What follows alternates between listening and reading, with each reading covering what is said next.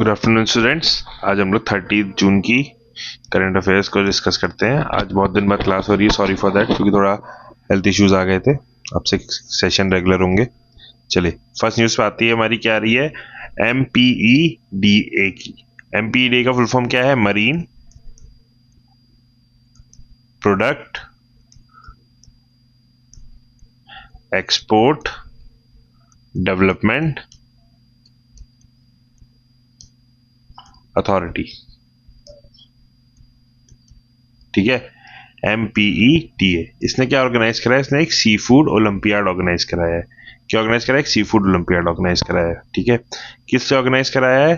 ताकि जो है, जितने भी हमारे कंट्री में जितने भी लोग हैं जिनको नॉलेज है जिन्होंने कोई ऐसा एक कोई इनोवेशन कर रखा है जिससे हमारा एक्सपोर्ट सी फूड क्या है, मरीन प्रोडक्ट एक्सपोर्ट में इंक्रीज हो जाए, उनकी नॉलेज को यूज करने के लिए ये एक ओलंपियाड कराया गया है। ठीक है, ये कौन सा एडिशन का है? This is the second edition of the olympiad. देखो, this is the second edition of the olympiad. Second edition of the olympiad हुआ है। ठीक है, इसमें जो प्राइज मनी है, first prize money is of 1 lakh, जिसमें फर्स्ट प्राइज आएगा 1 लाख मिलेगा, सेकंड वाले को 75,000, थर्ड वाले को 50,000 एंड फोर्थ वाले को मिलेगा 25,000। ठीक है, ये 4 रेल में जीतेंगे। ठीक है, जिनके सबको इनोवेशन अच्छा लगेगा उसको 1 लाख रुपए, सेकंड वाले को 75,000, थर्ड को 50 और फोर्थ को 25,000। ठीक है, ठीक। अब MPEDA किसके अंडर आता है? Under the ministry of commerce and industry. ठीक है, अब इसके चेयरमैन कौन है MPEDA के? That is P Jawahar is the chairman. ठीक है, इसका फोकस क्या है? Blue economy. ब्लू इकोनॉमी क्या होता है? Sustainable use of ocean and coastal resources, उसको हम लोग कहते हैं ब्लू इकोनॉमी।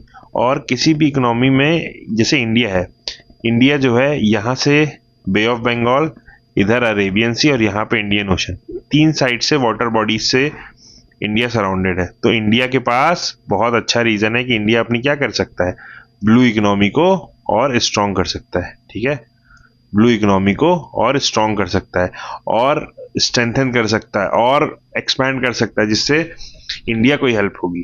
ठीक है, क्योंकि जब आप कोई चीज एक्सपोर्ट करते हो तो आपकी कंट्री में आपके पास क्या आता है? आपके पास उसके बदले डॉलर आता है ना। तो इसलिए आपको, अगर आप अपने एक्सपोर्ट को बहुत अच्छे से करोगे तो आपको इनडायरेक्टली इसका बेनिफिट होगा। ठीक है, चलिए नेक्स्ट न्यूज आ रही है। नेक्स्ट न्यूज है हमारी प्रोजेक्ट ब्रह्मांक से। प्रोजेक्ट ब्रह्मांक की कहां पर है? अरुणाचल प्रदेश और थोड़ा सा असम का, असम के पार्ट में रखता है। ये क्या है? It is a connectivity project. ये कनेक्टिविटी प्रोवाइड करता है। ठीक है, ये किसका है? BRO का, बॉर्डर रोड ऑर्गेनाइजेशन का प्रोजेक्ट है।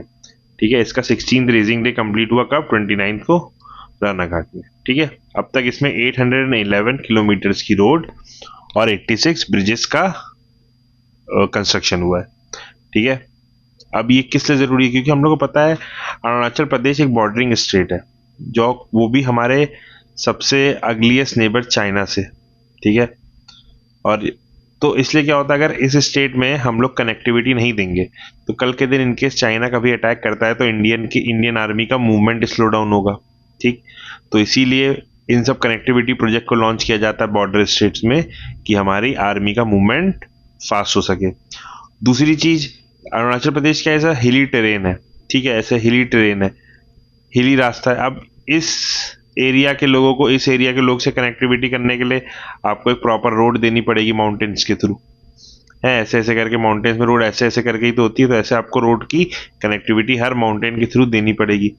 तो इन कनेक्टिविटी को देने के लिए आप क्या, आप अलग अलग एरियाज को आपस में लिंक कर रहे हो। आप अलग अलग जो माउंटेन के अलग अलग जो गांव है, विलेजेस को, उसको आप कनेक्टिविटी प्रोवाइड कर रहे हो। तो ब्रह्मांक यही करता था। ब्रह्मांक प्रोजेक्ट, ब्रह्मांक क्या था? ये कनेक्टिविटी प्रोवाइड करता था किसकी? अलग अलग अरुणाचल के, जो अलग अलग अरुणाचल प्रदेश में जो अलग अलग विलेजेस थे उनको, और रोड का डेवलपमेंट से जब इंडियन आर्मी के मूवमेंट को भी हेल्प होती थी, क्योंकि अगर अच्छी रोड होगी तो मिलिट्री बहुत अच्छे से मूवमेंट कर पाएगी at the time of emergency.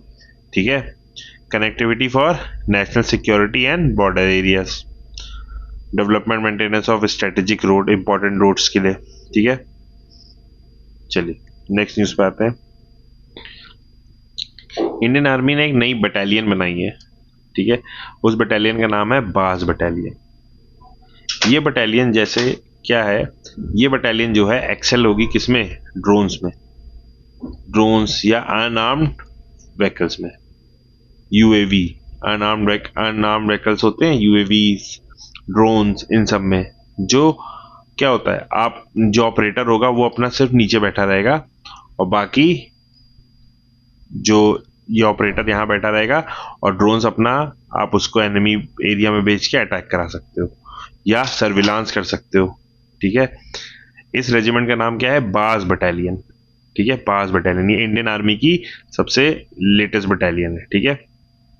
Remotely pilot aircraft, ठीक है, enhance surveillance, reconnaissance and tactical battlefield advantages. अभी हम लोगों ने देखा था ऑपरेशन सिंदूर में पाकिस्तान ने इंडिया के ऊपर ड्रोन अटैक किए थे। ठीक है। तो हमारा एयर डिफेंस सिस्टम ने हम लोग को प्रोटेक्ट किया था उस समय। तो drones is the new modern warfare. अब जितनी भी कंट्रीज हैं वो नहीं चाहती हैं कि उनके जो है सोल्जर लोग जो है मारे जाएं, नहीं, वो अपने सोल्जर को प्रोटेक्ट करना चाहती हैं। तो इसीलिए वो किसका यूज करती हैं, रोबोटिक्स में, जैसे ड्रोन का यूज करेंगी, ठीक है, या लॉन्ग रेंज मिसाइल्स का, कि अपने सोल्जर्स की डेथ कम से कम हो। ठीक है। चलो, अब ये कॉल आ रहा है। प्राइम मिनिस्टर नरेंद्र मोदी को एक अवार्ड मिला है, सेचल्स ने अवार्ड दिया है।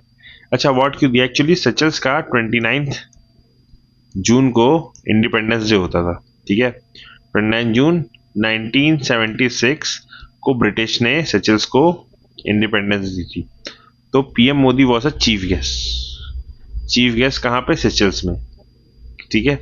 तो इस क्योंकि इनका इंडिपेंडेंस था, तो इसलिए वहां पे जब पीएम मोदी को बुलाया गया तो उनको एक अवार्ड दिया गया जिसका नाम है guardian of the blue Horizons. ये हाईएस्ट इन्वायरमेंटल अवार्ड है। ठीक है। हाईएस्ट एनवायरमेंटल अवार्ड है, कहाँ का, सिचल्स का। और इसको फर्स्ट टाइम इंट्रोड्यूस भी कराया गया है कब, 2026 में।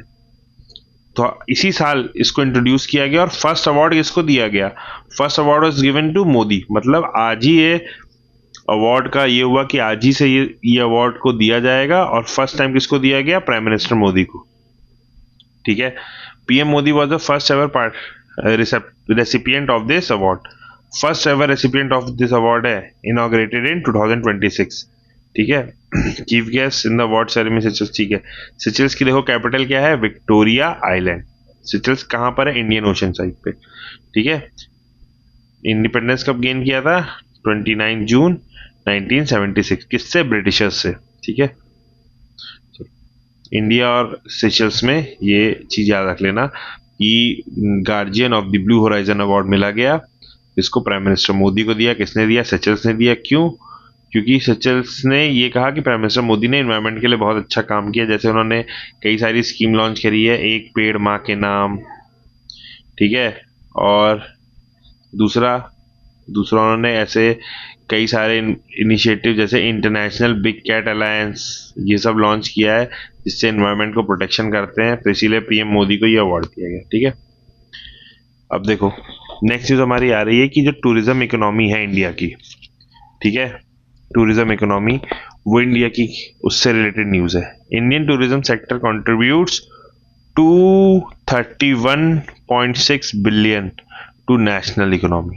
मतलब सोचो 231.6 बिलियन जो है इंडियन इकोनॉमी कंट्रीब्यूट करती है किसकी, किसमें, टूरिज्म से अपनी इकोनॉमी में। इतना पैसा टूरिज्म लेकर आता है। ठीक है। इंडिया की रैंक क्या है, 8th है ऑल ओवर द वर्ल्ड में। 8th ऐसी कंट्री है। ठीक है। First is USA, second is China and third is Germany. ये रिपोर्ट किसने रिलीज करी थी, एक रिपोर्ट रिलीज हुई है World Travel and Tourism Council की। World Travel and Tourism Council, World Travel and Tourism Council, इसकी एक रिपोर्ट रिलीज की गई है। ठीक है। इस रिपोर्ट के अकॉर्डिंग जो इंडिया की रैंक क्या है, 8th। इंडिया 8th ऐसी कंट्री है जिसके यहाँ बाहर से टूरिस्ट आते हैं। ठीक है। इंडिया के टूरिज्म सेक्टर में कितना पैसा टूरिज्म से आता है, 231.6 बिलियन। ठीक है। ठीक, according to world travel tour, ये फर्स्ट सेकंड, ठीक है। यहाँ 8th लिखो बच्चे, 5th नहीं 8th होगा, ठीक है, क्लियर है। जापान इज 4th, ये समझ में आया। World Travel and tourism,